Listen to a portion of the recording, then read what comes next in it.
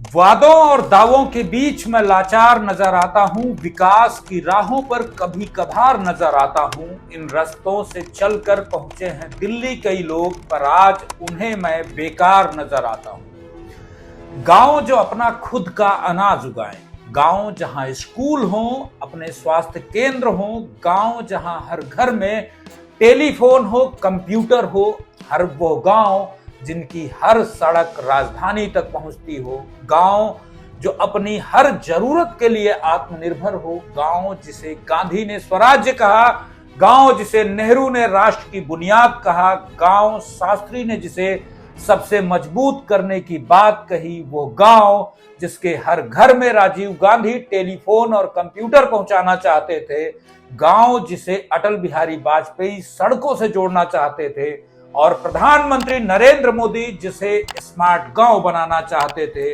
वो गांव आज कहां है? आज असल में 21वीं सदी में आजादी के इतने सालों बाद वो कहां है? कहां है गांधी, नेहरू, शास्त्री, राजीव, अटल और मोदी जी के ख्वाबों का गांव? नमस्कार, मेरा नाम है धर्मेंद्र सिंह और आप देखना शुरू कर चुके हैं अखंड भारत न्यूज की विशेष पेशकश हमारे गांव। आज कहां है हमारे गांव? गांधी जी के लिए गांव सिर्फ एक भौगोलिक इकाई नहीं थे, बल्कि वो भारत की आत्मा थे। उनका मानना था कि अगर गांव नष्ट हो गए तो भारत नष्ट हो जाएगा। गांधी ने अपने एक भाषण में कहा था, असली भारत गांवों में बसता है।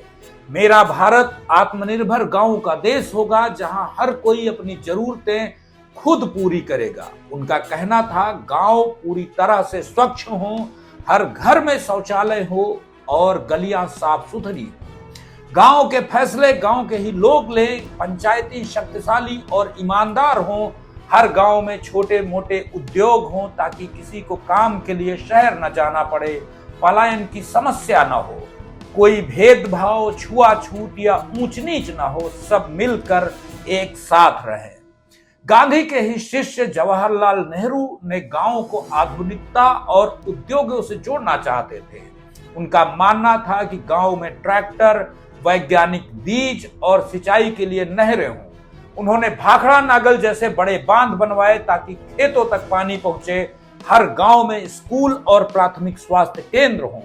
नेहरू का मानना था कि गांव को शहरों और बड़े बड़े उद्योगों से जुड़ना होगा ताकि गांव के लोगों को भी विकास का लाभ मिले। नेहरू जी के बाद शास्त्री जी का दौर आया। उन्होंने भारत को अनाज के मामले में आत्मनिर्भर बनाने के लिए अपनी पूरी ताकत झोंक दी। उन्होंने नारा दिया, जय जवान जय किसान। मतलब साफ था, किसी देश के लिए जितना जरूरी सुरक्षा है, सेना है, उतना ही जरूरी अंतिम पायदान पर बैठा गांव में बसा वो किसान है। किसान भारत की रीढ़ की हड्डी है। गांव भारत की आत्मा है, जैसा गांधी ने कहा था। एक वक्त बीतता है और वक्त बदलता भी है, और वक्त आता है राजीव गांधी का, एक हैंडसम पायलट जो ग्राम स्वराज्य की परिकल्पना करता है। उन्होंने संविधान में 73वां संशोधन लाकर पंचायतों को संवैधानिक दर्जा दिया। इससे गांवों के विकास के लिए सीधे पैसा और अधिकार मिले। वो गांवों को कंप्यूटर और टेलीफोन से जोड़ना चाहते थे ताकि वे दुनिया से जुड़ सके, लेकिन उनका भी सपना सपना ही रह गया। और उसके बाद दौर बदला। उसके बाद दौर आता है पंडित अटल बिहारी वाजपेयी का। उन्होंने हर गांव को प्रधानमंत्री ग्रामीण सड़क योजना के तहत शहरों से जोड़ने की व्यवस्था की और पहली बार देश के लगभग हर गांव तक सड़क पहुंची। लेकिन क्या भ्रष्टाचार खत्म हो गया? क्या गांव में उद्योग लग गए? जवाब है नहीं। गांव अब भी इंतजार में है।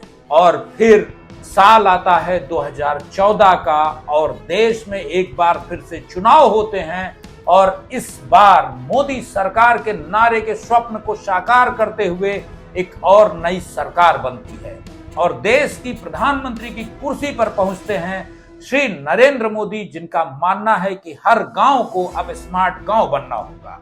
हर गांव में बिजली होनी चाहिए 24 घंटे, सड़कें होनी चाहिए पक्की, ऑप्टिकल फाइबर की लाइनें होनी चाहिए बिछी, हर कोई डिजिटल लेन देन करे, सरकारी योजनाओं का लाभ सीधे बैंक खाते में डीबीटी से मिले, स्वच्छ भारत मिशन के तहत हर गांव में शौचालय हो, आयुष्मान भारत के तहत मुफ्त इलाज की सुविधा हो, किसानों की आय दोगुनी हो और भारत का हर गांव आधुनिक, डिजिटल और सभी सुविधाओं से संपन्न हो। गांधी ने गांव की आत्मा को बचाने की बात की तो नेहरू ने उसे आधुनिक शरीर देने की कोशिश की। शास्त्री ने उस शरीर को स्वाभिमान दिया तो राजीव गांधी ने उसे अधिकार सौंपे।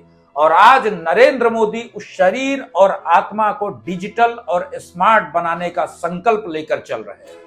लेकिन क्या गांव कहीं पहुंचे? कहां हैं आज हमारे गांव वास्तव में? क्या बन गई सड़कें? क्या बन गए हैं अस्पताल? और बन गए हैं तो क्या चलते हैं? क्या हो गए हैं गांव हमारे डिजिटल और स्मार्ट? ऐसा नहीं है कि हमारे प्रधानमंत्रियों ने जो कहा उसे पूरा करने में कोई कसर छोड़ दी गई। ऐसा नहीं है कि हमारे प्रधानमंत्रियों ने जो कुछ कहा उसे पूरा करने में कोई कसर छोड़ दी गई हो। हर किसी ने अपने स्तर पर गांवों को आगे बढ़ाने के लिए पूरी ताकत झोंकी थी और झोंक रहे हैं। लेकिन ये हमारे गांव हैं कि आगे बढ़ने का नाम ही नहीं ले रहे। अहम सवाल है क्यों? आखिर इतने प्रयासों, इतना पैसा खर्च करने के बाद भी गांव ऐसे क्यों हैं? क्योंकि दरअसल दिल्ली की नीतियां तो गांव तक पहुंची हैं, लेकिन दिल्ली का पैसा गांव कभी नहीं पहुंचा। बड़ी मशक्कत और कोशिशों के बाद कहीं पहुंचता है थोड़ा बहुत, तो वो भी सरकारी महकमों में रिश्वत के तौर पर बढ़ जाता है। और गांव पहुंचते हैं बस वादे, आश्वासन, ढाढ़स और उम्मीद कुछ बेहतर होने की, उम्मीद एक दिन सब कुछ ठीक होने की। तो चलिए ठीक करते हैं, चलिए साथ में मिलकर उम्मीदों पर खरा उतरते हैं, चलिए साथ में मिलकर अपने गांव को बदलते हैं, चलिए सरकारी पैसों का सही इस्तेमाल करवाते हैं। तो चलिए बात करते हैं प्रधान जी से लेकर प्रधानमंत्री जी तक और बताते हैं अपने गांव की वर्तमान हकीकत। तो उठाइए अपना स्मार्टफोन, बनाइए अपने गांव की छोटी छोटी वीडियो और बताइए पूरे देश को अपने गांव की कहानियां। अखंड भारत न्यूज हर रोज एक बेस्ट कहानी को उठाएगा और आपके साथ पूरे देश को उसे दिखाएगा और हमारे गांव को बेहतर बनाने की एक हमारी तरफ से भी कोशिश की जाएगी। और कहते हैं ना कि कोशिश करने वालों की कभी हार नहीं होती है। तो चलिए शुरू करते हैं बदलाव की ओर एक कदम। अभी बनाइए अपने गांव की वीडियो, अपने दोस्तों की मदद लीजिए और प्रधान से लेकर सरकारी महकमों की सभी करतूतों के बारे में कीजिए खुलासा। वीडियो हमारे साथ हमारे नीचे दिए गए व्हाट्सएप नंबर और ईमेल के माध्यम से आप हमारे साथ में शेयर कर सकते हैं। और जैसा कि मैंने आपसे वादा किया कि हर एक वीडियो को हमारे चैनल के माध्यम से मैं खुद रिप्रेजेंट करने की कोशिश करूंगा और आपके गांव की कहानी आपकी भाषा में लोगों तक पहुंचाने की कोशिश करूंगा। आज के लिए बस यहीं तक। देखते रहिए अखंड भारत न्यूज। और अगर आपने अभी तक हमारा चैनल सब्सक्राइब नहीं किया है तो प्लीज उसे सब्सक्राइब कर लीजिए, बेल आइकन भी दबा लीजिएगा, जिससे किसी भी गांव की तकलीफ, किसी भी व्यक्ति की तकलीफ, किसी भी गांव का दर्द, किसी भी गांव की कहानी, किसी भी व्यक्ति की कहानी अगर हमारे चैनल पर अपलोड होती है तो वो आप तक सबसे पहले पहुंच सके। दरअसल ये कहानियां किसी और गांव की नहीं है, ये आप में से ही किसी एक व्यक्ति की है, किसी एक गांव की है, किसी एक समुदाय की है। इसे इग्नोर मत कीजिएगा प्लीज। हो सके तो ज्यादा से ज्यादा शेयर कीजिए। शुक्रिया।